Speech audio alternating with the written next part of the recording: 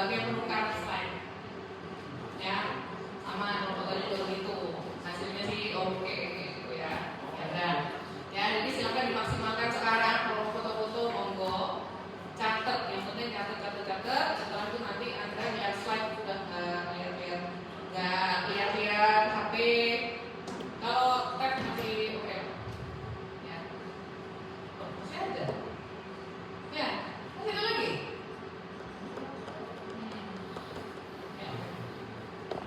Ya, baik. Kalau lampunya dimatikan, bagian-bagian.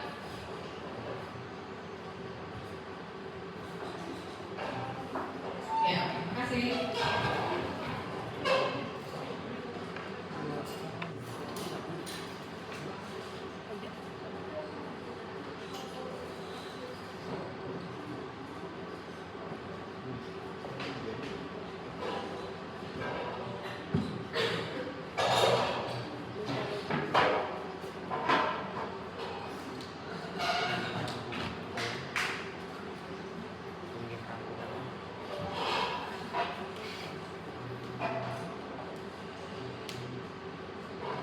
Nah, dari penampakan ini saja udah kelihatan bahwa ini adalah sel apa nih? Sel lemak. Sel lemak namanya liposit, ya, namanya liposit. Ini adalah sel lemak. Sel lemak yang mengalami proliferasi itu kita sebut sebagai lipoma, ya, lipoma. Dari namanya saja, lipoma berarti sifatnya jinak. Berulang-ulang saya ingatkan, kalau pertanyaannya sifatnya bagaimana, jawabannya hanya pilih salah satu, jinak atau ganas. Jangan yang lain lagi jawabnya. Ya, jadi ini adalah lipoma. Kalau ditanya bagaimana patofisiologinya, lipoma ini berarti apa? Proliferasi sel lemak matur. Ya, harus ada maturnya. Kalau nggak ada maturnya, salah. Karena kalau proliferasi sel lemak imatur itu ganas. Ya, jadi kalau lipoma sifatnya saja jinak, dia merupakan proliferasi dari sel lemak matur. Oke, ini gampang. Salah satu ciri tumor jinak mempunyai kapsul. Ya, oke, ya, ini semuanya sel lemak. Ini ada kapsulnya di bagian pinggir-pinggirnya. Ya, pokoknya kalau lihat model kayak gini, ini berarti sel lemak. Kalau ditanya diagnosisnya apa, jawabannya lipoma. Kalau ditanya ini sel apa, jawabnya sel lemak.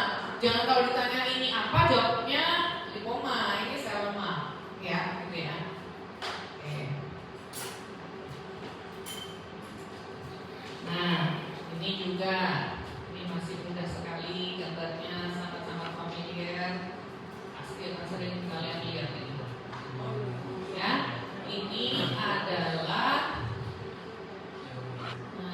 adalah leiomioma. Leiomioma dari namanya berarti sifatnya jinak, ya. Dia punya kapsul. Ini kapsulnya yang saya bisa kecilkan. Nah, ini adalah kapsulnya. Mana tumornya? Nah, ini tumornya. Ya. Jadi ini adalah kapsulnya sepanjang ini, gitu ya. Kapsul, ini adalah tumornya. Kalau leiomioma berarti dia berasal dari proliferasi otot polos yang membentuk jaras dan melingkar. Apakah bisa dilihat? Bisa, ini polanya. Ini adalah pola yang melingkar. Ini adalah pola yang jaras, ya. Jadi ini pola jaras, ini pola yang melingkar, ya. Jadi kalau ditanya diagnosis dari setiap ini adalah leiomioma. Sifatnya jinak, ya. Kalau ditanya patofisiologinya, proliferasi sel otot polos yang membentuk jaras dan melingkar, ya, jaras dan melingkar. Nih, coba kita kecilkan. Coba saya geser. Apakah di sini kalian melihat struktur melingkar?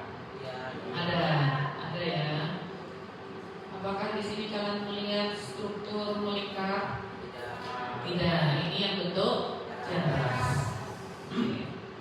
Gampang ya. Jadi kalau ditanya ini proliferasi dari organ apa? Sel otot poros. Oke. Ini kebetulan dari otot dinding rahim. Kenapa saya bilang kebetulan dari otot dinding rahim? Karena bisa dari tempat yang lain. Yang penting ada otot porosnya. Gitu ya. Oke. Apakah sini Anda melihat struktur yang melingkar? Masalah? Ada nih. Nah, ya, ya, ya, ya, oke, gitu ya.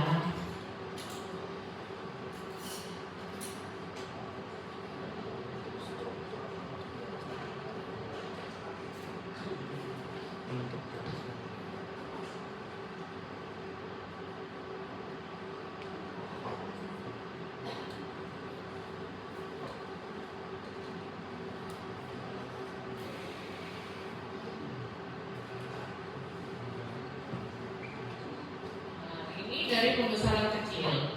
Dari pembesaran kecil terlihat ini ada struktur dengan dua jenis epitel pelapisnya. Yang di sini dari epitel squamosa.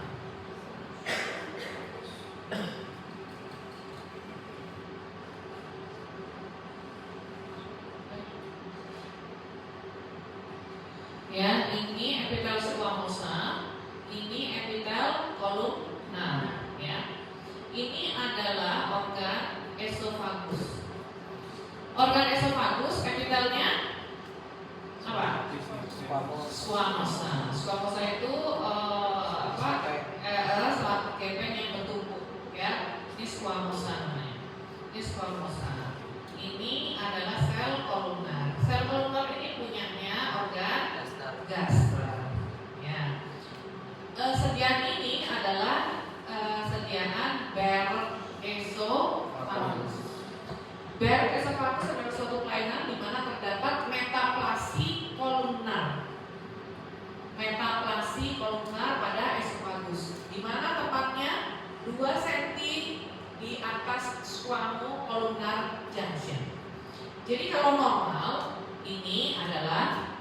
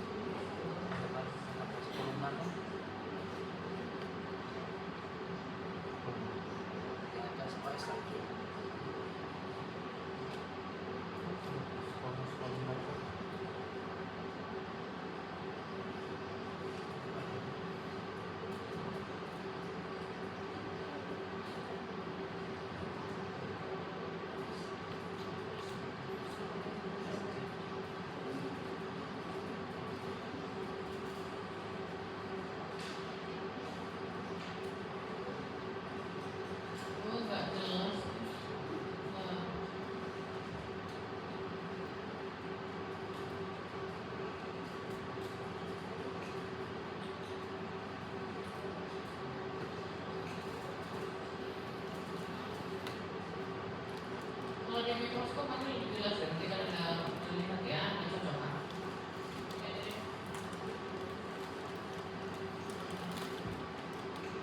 Ya, jadi yang di sini ini adalah esophagus. Anda bayangkan esophagus sama gaster tinggian mana? Esophagus ya. Jadi esophagus di atas ini epitelnya squamous. Gaster yang di bawah itu kolumnar. Harusnya ada pertemuannya yang kita sebut dengan squamo-columnar junction, yaitu perbatasan antara esophagus dengan gaster. Nah, ini ada satu kelainan di mana sel epitel gasternya naik di atas squamo-columnar junction. Nah, inilah yang disebut dengan Barrett esophagus. Gambarannya seperti ini. Jadi pada satu sediaan kalau diambil 2 cm di atas esophageal junction ini ada. Jadi intinya kalau ditanya kelainannya apa atau patofisiologinya dari Barrett itu apa, ya ada metaplasi sel kolumna ke esofagus, gitu ya. Ini kalau bisa terjadi, ini terjadi biasanya karena ada erosi yang lama terus-terusan. Contohnya, kalian mungkin GERD itu ya sering dengar kan, GERD itu. Jadi itu di dalam lambung itu cairan bergejolak, naik, itu cairan lambung. Nah, kadang-kadang kalau banyak dia bisa mengiritasi, lama-lama mengiritasi mukosa lambung. Lama-lama kalau nggak diterapi nanti mengerosi dindingnya, tererosi luka jadi ulkus, jadi borok. Nah itu nanti bisa mempengaruhi perubahannya. Jadi selnya nanti berpindah ke atas. Atau suatu kondisi di mana tidak sengaja tertelan cairan kimia. Misalnya kadang-kadang terminum cairan pel. Bisa ya? Mungkin karena warnanya ya menarik kayak lemonade gitu kan, kadang-kadang ya hijau gitu terminum. Nah kalau terminum ini kan sangat korosif ya, jadi si cairan kimia ini nanti lama-lama akan mengikis pelan-pelan mukosa lambungnya. Lama-lama kayak gini tadi nanti bisa terjadi metaplasi dari sel kolumna, namanya Barrett. Memang Barrett bisa berlanjut, bisa. Barrett kalau tidak diterapi terus-terusan terjadi, maka dapat dia mutasi, bisa terjadi kanker. Ya. Oke. Ini Barrett, nanti silakan ada lihat sendiri ya. Ini Garfield juga di sini. Nah, tapi ini adalah jaringan esofagus di mana ada metaplasi sel epitel kolumna. Oke. Terus ini dari payudara. Kalau payudara kayaknya cuma dua ya di sini, ada FAM sama ada FCD. Nah, jadi ya jangan jauh-jauh lah kalau jawab gitu. Oke, kita turunkan. Nah, ini ceritanya tentang kelenjar payudara sama stromanya yang sama-sama pengen eksis semuanya, sehingga terjadilah kondisi seperti ini. Nah, dari gambaran ini saja terlihat kemungkinan ini sifatnya jinak. Kenapa? Ada kapsulnya, ya. Jadi ini adalah FAM. FAM itu singkatan dari fibroadenoma mame. Kelainannya dari siapa aja? Fibro jaringan ikat, adeno dari kelenjar. Jadi ini adalah kelenjar dan jaringan ikat yang sama-sama proliferasi, ya. Jadi kalau ditanya patofisiologinya FAM gimana? Terjadi proliferasi dari sel dari jaringan ikat dan kelenjar atau asini. Kalau satu namanya asinus, kalau banyak namanya asini, ya. Asini ini adalah nama dari kelenjar payudara, ya. Jadi ini adalah proliferasi dari asini dan stroma jaringan ikat. Ya bayangin aja, satunya mau banyak juga, yang kelenjar-kelenjarnya bulat-bulat mau banyak juga. Jadi tempatnya cuma segitu-segitu aja. Jadi akhirnya gencet-gencetan. Makanya terjadi bentuk seperti ini. Kalian sudah lihat kelenjar mame normal kan? Nah, kayak gini nggak bentuknya? Nah, ya betul-betul kayak kelenjar-kelenjar gitu ya. Oke, ya jadi ini adalah FAM, fibroadenoma mame. Sifatnya jinak. Kalau ditanya proliferasi, ditanya patofisiologinya, proliferasi, ya stroma dan asini. Oke, gampang ya. Ini yang FAM. Kita coba lihat yang FCD. FCD singkatan dari fibrocystic disease. Ada fibro atau jaringan ikat, ada kistik is. Nah ini kalau Anda perhatikan, ini adalah jaringan kulit. Tapi kulitnya di mana? Ternyata kulitnya di payudara. Kok tahu kalau payudara? Nah ini ada asini-asininya, ya. Jadi asini-asini di payudara itu khas seperti ini. Ini normalnya ya, ini normalnya. Nih, ini adalah asini-asininya payudara. Jadi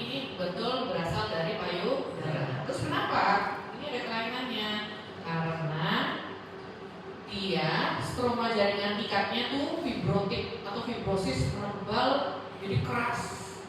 Ini, yang mana itu? Yang ini. Jadi stromanya ini, jaringan ikatnya sampai ke bawah ini dia mengeras, ya. Jadi fibrotik namanya, fibrotik. Jadi stroma jaringannya ada fibrotiknya, terus ada adenosis. Apa itu adenosis?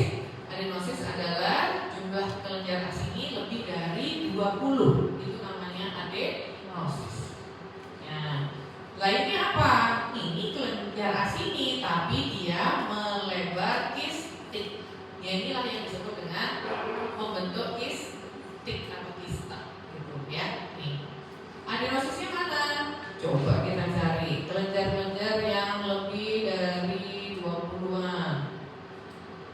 Nah, ini kira-kira ini adenosis. Nah, ini adenosis. Nah, ini adenosis campur dengan yang membentuk kista. Nih, membentuk kista itu bentuk rongga-rongga ini loh yang melebar-lebar gini nih. Nah, ini membentuk kista ya. Ini asininya. Nah, jadi syarat bisa mengatakan bahwa ini suatu fibrokistik disease harus ada 3. Ada jaringan fibrotiknya, ada adenosis, ada kelenjar yang membentuk kista. Kistik. Ya, coba ini diperhatikan. Nih, sekarang saya mau meringankan kalian dengan FAM tadi. Ini FCD. Tapi di sini ada kelenjar-kelenjar yang normal. Misalnya ini, yang mana ya? Yang kecil-kecil. Nah ini deh. Misalnya ini kelenjar-kelenjar ini normal ya. Normalnya itu ada kelenjar, terus ada stroma jaringan ikat. Ini stromanya nih, yang di antara kelenjar ini stroma. Lalu dia proliferasi. Asininya juga proliferasi. Padahal tempatnya ya sedikit aja. Yaitu jadi akhirnya yang tadinya bulatnya seperti ini, karena semuanya proliferasi jaringan ikatnya menggencetlah kelenjar sehingga bentuknya yang kayak tadi itu kecupit gitu, kecil-kecil gitu ya. Nah, jadi bayangkan ini normalnya seperti ini, terus jadi FAM yang tadi. Coba ini ya, saya yang ini ya kayak tadi. Jadi menggencet itu sehingga kayak ada rantai-rantainya di antaranya. Oke ya. Jadi syaratnya apa tadi FCD? Harus ada 3. Dari fibrotik, adenosis, sama kistik. Dan kelenjar membentuk kistik. Ya, kistik. Oke. Ya, ini gampang. Ini sifatnya apa? Kalau FAM sifatnya jinak. Kalau FCD sifatnya jinak juga. Jinak. Jangan lalu. Oke, sekarang ini Anda nggak perlu dalam sih tahunya, yang penting untuk penamaan sebetulnya ya. Jadi kalau Anda melihat suatu sediaan terus banyak mutiara keratinnya ini, mana sih mutiara keratin itu ini. Jadi dia itu keratin yang berbentuk seperti mutiara, apa yang namanya mutiara keratin. Yang mana itu? Ini mutiara keratin, ini mutiara keratin, ini mutiara keratin, ini mutiara keratin, ini mutiara keratin. Ini darah. Ya, jadi ini mutiara keratin. Sebetulnya hal ini diagnosisnya adalah karsinoma sel squamosa. Dari namanya saja sifatnya jinak atau ganas. Ganas. Dia yang bermasalah siapanya? Sel squamosnya. Mana itu? Ini jadi sel squamosanya harusnya kan kalian kalau melihat kulit kan cantik di atas ini kok capital squamosnya. Ini kan nggak masuk ke dalam, membentuk pulau ya. Jadi ini karsinoma sel squamosa ini karena ada proliferasi dari sel squamosa ya. Sel squamosa yang menjadi garis ya. Nah, ini kebetulan adalah karsinoma sel squamosa yang berdiferensiasi baik. Nah, kalau saya bilang berdiferensiasi baik, ini termasuk untuk grading atau staging. Grading kan berdiferensiasi baik. Berarti ada baik, ada sedang, ada buruk. tingkatu derajat keganasan. Ada yang jawab itu kan kemarin? Oh iya, yang kemarin alhamdulillah banyak yang bagus. Cuma range-nya jauh juga loh. Yang paling rendah 25, yang paling tinggi 90. 8 banyak, lumayan banyak. 7 juga banyak. Nah tapi itu ada 25, ada 30, 40 masih seperti itu. Nanti waktu UAS diperbaiki ya. Ya. Kalau kita ngomong staging, itu tujuannya itu apa? Untuk staging, menentukan prognosis. Kita menggunakan penamaan apa? TNM. T-nya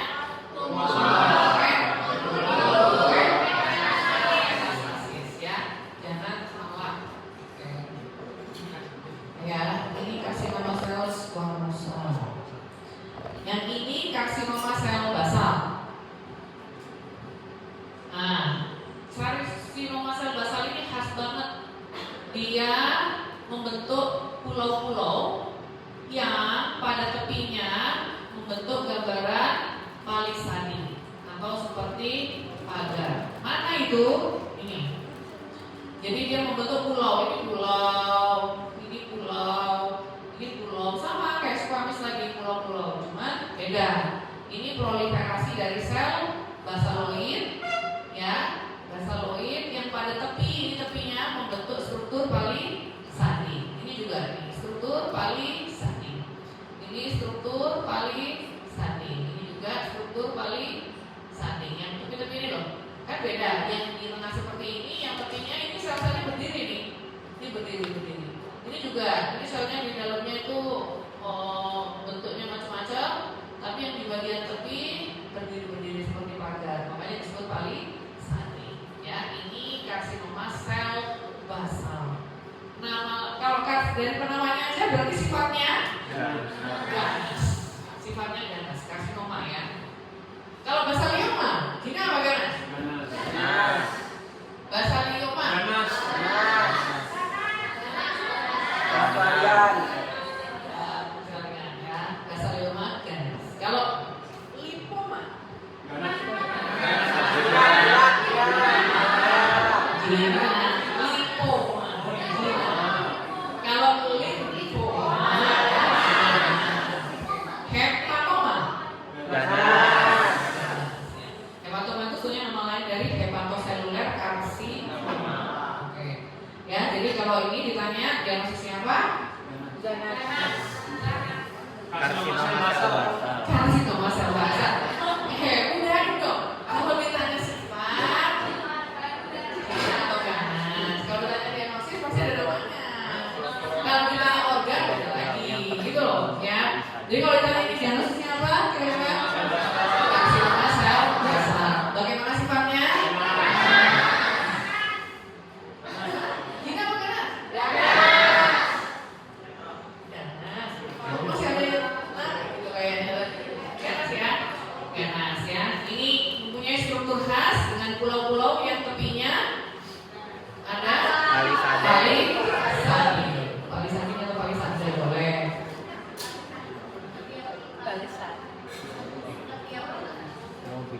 Iya, makanya gue ikut dengar. Apa sih Hyundai ya? Iya ya.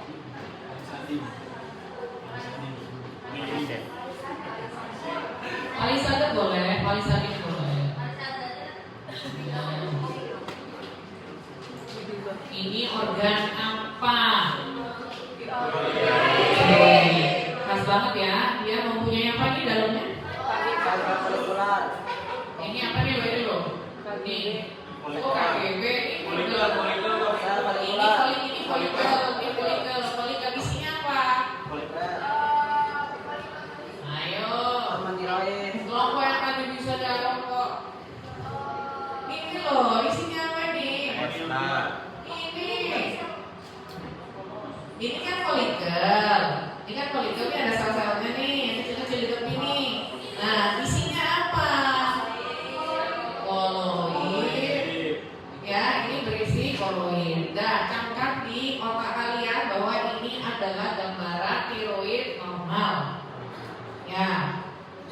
kita beralih. Nah, yang katanya tiroid ternyata dilihat di mikroskop gambarannya seperti ini. Sama nggak sama yang tadi? Nah, ini sudah mengalami transformasi keganasan. Ya, kebetulan pada sediaan ini adalah sediaan karsinoma tiroid. Karsinoma tiroid namanya juga karsinoma, berarti sifatnya oke. Pada karsinoma tiroid ini yang penting harus dilihat adalah adanya perubahan inti. Bagaimana sih intinya? Nah, intinya itu berubah menjadi seperti ground glass ataupun clearing ataupun seperti coffee bean atau biji kopi. Nah, yang kalian lihat ini adalah gambaran sel inti yang sudah berubah menjadi clearing. Bisa dilihat semuanya ini clearing kan? Clear ya. Nih, selnya seperti ground glass atau menjadi clear atau kalau ada yang bagian tengahnya split gitu aja itu seperti biji kopi. Kebetulan ini nggak ada, tapi yang tadi ada. Tadi ketemu maksudnya. Ya. Jadi mengalami perubahan inti. Kalau udah perhatikan intinya juga sudah pleomorfik. Apa saja tanda anaplasia? Hiperkromatik. Terus Rasio 1:1. apa? Rasio 1:1. Rasio inti sitoplasma 1:1. 1:1.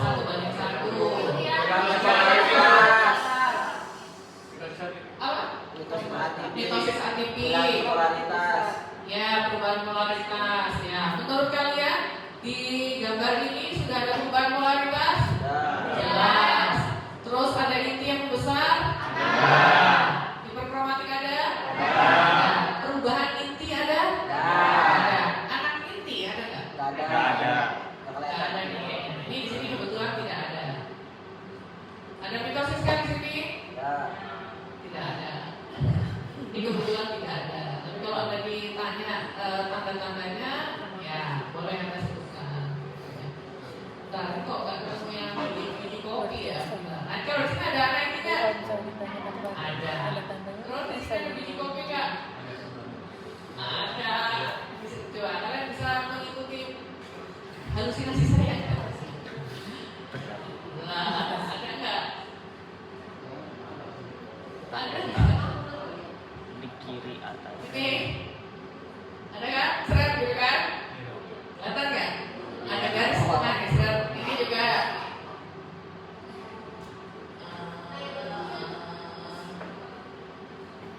ya itu lah yang lebih jelas itu. Ya, ada juga yang lebih cantik biasanya. Intinya lonjong. Ini. Ini sampai seperti kelihatan nggak? Kelihatan. Iya. Ya, jadi intinya ada perubahan inti, ya, ada perubahan inti. Oke. Nah, dari sini aja sudah beda ya. Harusnya tadi yang bulat isinya koloid, nah ini udah jadi seperti ini. Oke ya, ini sifatnya ganas. Terus ini berasal dari ovarium.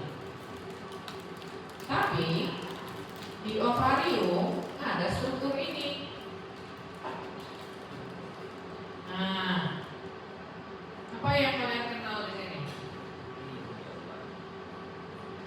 Apa yang kalian kenal di sini? Ini apa? Ini apa? Ini apa? Hah? Ayo, apa ya ini loh, apa itu? Bukan. Follicle degrowth.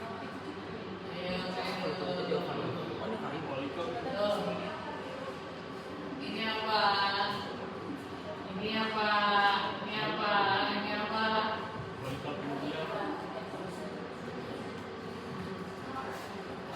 Ayo, berpikir out of the box. Walaupun saya bilang itu dari ovarium. Kista. Enggak. Namanya itu. Apa? Apa namanya? Oh, enggak. Loh, ini kelenjar sebasean. Ini loh, ini kelenjar sebasean, kelenjar sebasean. Ini apa? Molekel? Kemudian, primer. Rambut. Oh, ini rambut. Teratoma. Jadi ini ada di mana harusnya? Kulit. Jadi ada bayangkan di ovarium ada kulit. Oh, berarti arahnya kemana tuh? Teratoma. Ya. Jadi ini ada kulit. Nah, namanya juga kelainannya ini adalah teratoma. Teratoma itu adalah suatu kelainan di mana terjadi proliferasi dari minimal 2 germ sel. 2 germ ini. Sementara germ sel itu ada berapa? Ada 3. Apa aja? Endo, Ekto, meso. Jadi minimal 2. Kalau ada proliferasinya dari 2 germ sel aja, kita boleh bilang dia suatu teratoma. Ya, teratoma. Kebetulan ini adanya di ovarium, di mana ovariumnya membentuk satu kista. Jadi kista begitu diangkat, dikeluarkan, dibelah kistanya, kista ovariumnya, isinya rambut, isinya kayak ada menteganya, isinya ada gigi. Nah, begitu dilihat di bawah mikroskop ternyata ada kulit, terus ada jaringan otak. Nah, ini adalah stromanya jaringan otak. Ini adalah stroma jaringan otak, ya. Nih, kalau kita lihat, nih, ini tadi kulitnya tadi, ini kulit. Nah, terus ke bawah ini ada jaringan otak. Gak hanya otak saja, biasanya ada yang kelenjar saluran cerna, ada juga paru-paru, ada juga tulang, ya namanya juga dari sel benih, ya boleh aja, apa aja gitu ya. Kebetulan pada sediaan ini adanya kulit dan otak, jaringan otak. Nah, ini disebut dengan teratoma. Nah, teratoma sendiri sebetulnya ada 2, ada yang matur, ada yang imatur. Kalau yang matur itu dia jinak, kalau yang imatur itu yang ganas. Ya, jadi ya Anda perlu tahu ini teratoma dari minimal 2 germ sel. Ya, ya. Lagi. Pasien ini datang dengan keluhan BAB-nya keluar maaf seperti kayak kambing. Jadi kecil bulat-bulat, bulat-bulat kecil, gitu ya. Nah, artinya apa? Kalau fesesnya sudah bentuknya seperti itu, artinya di tempat keluarannya pasti terjadi suatu sumbatan. Nah, sumbatan ini bisa macam-macam, bisa karena tumor, bisa karena peradangan, atau bisa karena kelainan hormon. Nah, pada kasus ini adalah kolon, ya. Ini adalah kolon yang dengan epitel masih normal ini ya, ini kolon. Epitelnya kolon adalah kolumnar bersel goblet. Ya, jadi untuk memudahkan kalian kalau menghafal, bagian atas ini masih epitelnya squamous sampai esophagus itu squamous. Turun ke bawah gaster saja itu epitelnya kolumnar. Turun ke bawah lagi perkususan sampai ujung anus itu kolumner bersel goblet. Ada tambahannya sel goblet. Sel gobletnya kasih fungsi tuh pelicin-pelicin itu. Nah, itu sel goblet. Ini adalah yang normal. Dan Anda udah lihat kan ya yang histologinya yang normal kolon epitel seperti apa. Nah, sekarang kita lihat kelainannya. Nah, apakah sama seperti tadi? Beda sama sekali ya. Ini adalah suatu lesi sudah anaplasia. Coba kita lihat tanda-tanda anaplasianya.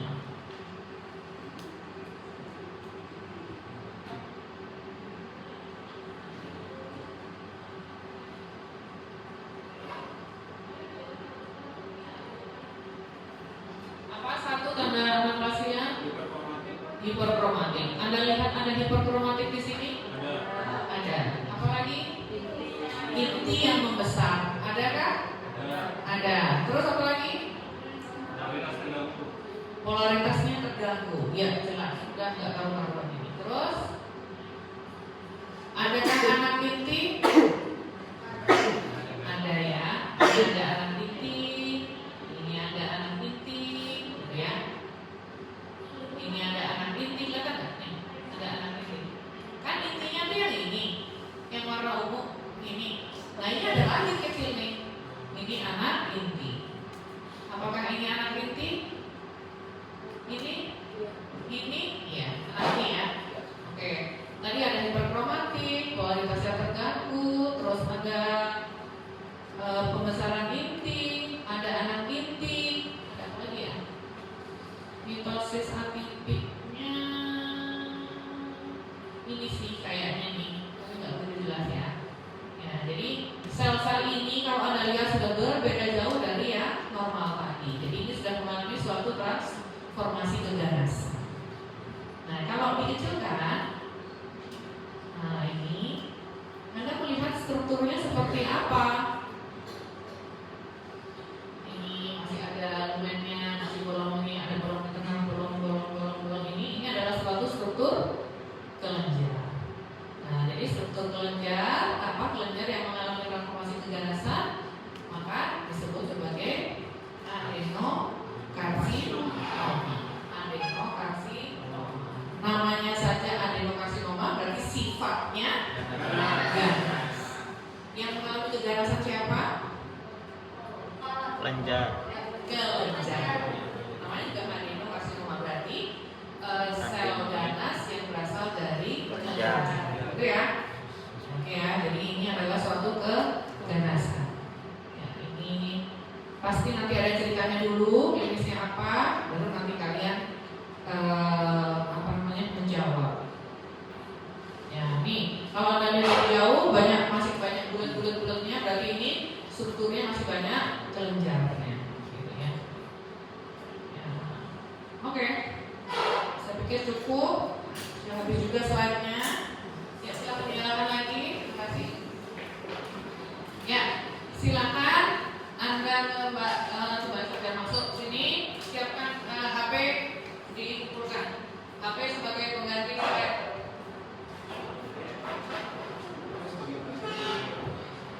Pengganti slide. Slide ini Makanya pelajari dengan sungguh-sungguh, lihat mikroskop baik-baik. Karena nanti kan ujian kan pakai mikroskop, bukan pakai gadget ya. So, Eh,